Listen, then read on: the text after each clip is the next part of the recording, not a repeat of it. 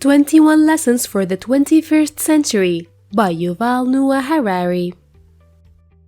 Humans have two types of capabilities: mental, cognitive, and physical capabilities. In the previous Industrial Revolution, humans witnessed a great competition from machines that outperformed humans in the field of physical capabilities. Meanwhile, humans continued to maintain their intellectual and cognitive superiority over many machines. Therefore, in the midst of the transition of many manual jobs in industry and agriculture to the use of machines instead of human workers, new jobs appeared at the same time that required a great deal of cognitive skills that humans were and still the ones who are characterized by them, such as scientific and critical analysis, communication and conversation, learning and knowledge transfer. But in the 21st century, and as a result of great technological advancements, machines have become smart enough to compete with humans for these cognitive functions as well. More recently, neuroscientists have discovered that many of our choices, decisions, and feelings as human beings are not the result of human characteristics such as freedom of will and choice.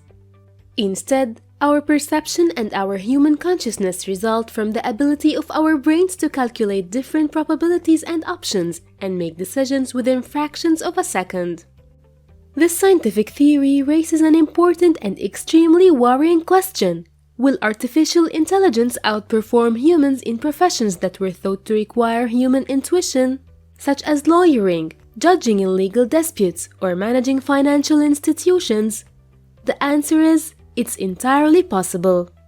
In addition to theories of neuroscientists, computer scientists now realize that what was once thought to be a human intuition that can't be reinvented or elaborated is just a bundle of calculations and plans that our brain cells follow in order to recognize familiar patterns and then make quick calculations about probabilities resulting from these patterns. Therefore, in the 21st century, computers may be able to function as bankers in making decisions about lending money to a client or not, and they may also be able to accurately predict the reliability of lawyers' and witnesses' testimonies in court.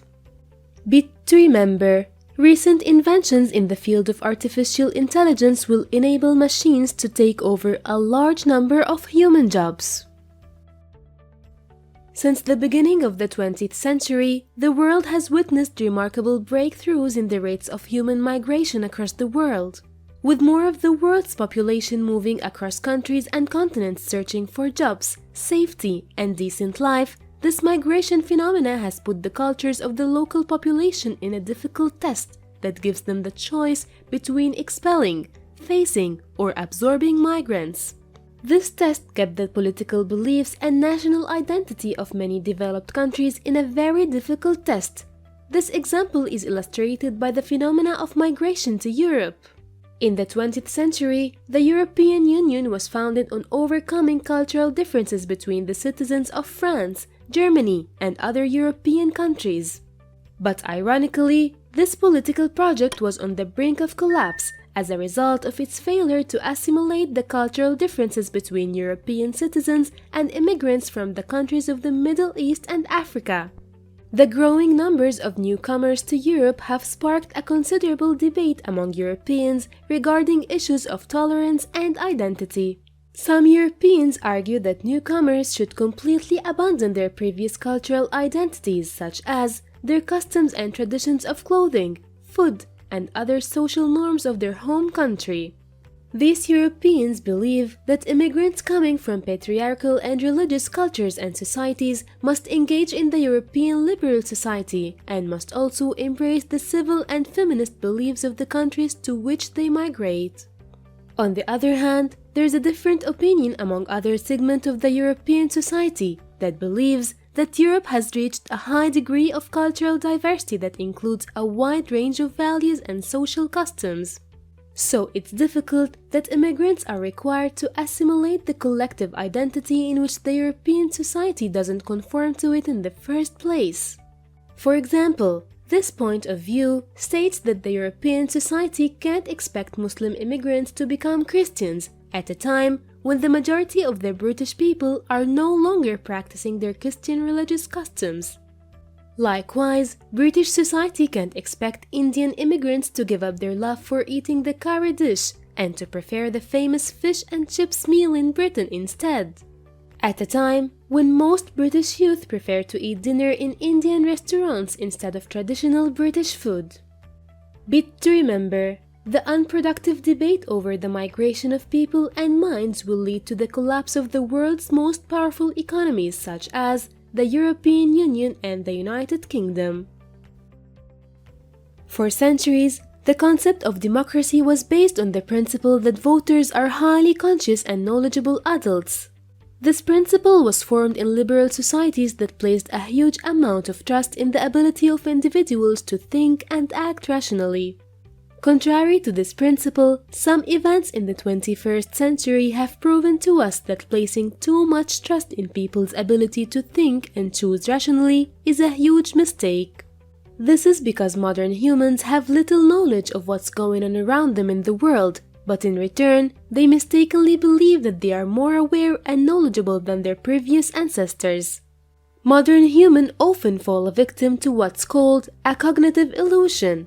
This means that individuals tend to think that they know a lot of information, as they believe that the knowledge that others have is actually theirs. The consequences of cognitive illusion are that individuals such as voters or government officials fail to understand the complexity of the world around them.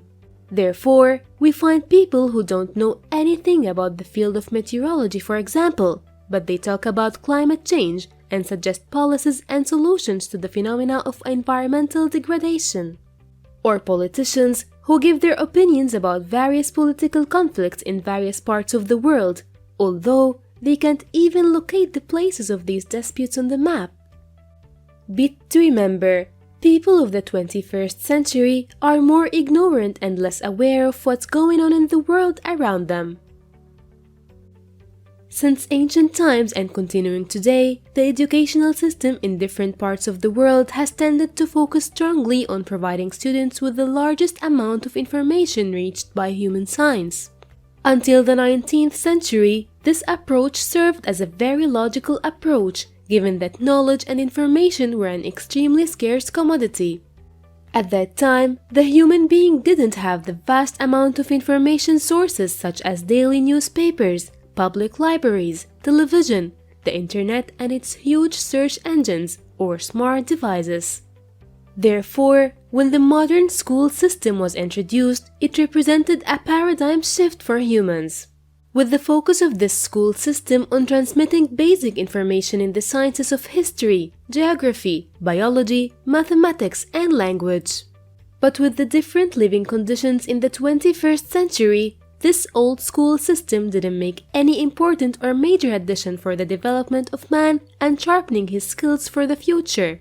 Today, we're overwhelmed by a huge amount of information and facts that we receive or can be reached in a few seconds through several channels and sources. People all over the world are currently enjoying the luxury of smartphones, which enables them to access any information quickly and easily. To answer a specific question, you can check out Wikipedia from your smartphone. If you're interested in listening to the latest technology or research findings, you can listen to TED Talks from the room of your home. And if you're interested in obtaining a degree, you can join a huge amount of online courses or classes through the internet. The challenge facing modern humans at the present time is not the scarcity of information, but rather it's the verification of this information as a result of the large number of false information around him. Every time you access social media, you're exposed to a large amount of false news and information, which has become easy to document and publish over the internet. As a result of this reality that we live in today, schools should stop facts and information overload on students. Instead, children in the 21st century need to be trained to understand the vast amounts of information that they are exposed to on a daily basis. They need to know how to distinguish between important information and unimportant or fake information. In the 21st century, information will always be easily accessible. However, it will always be difficult for us to find the truth.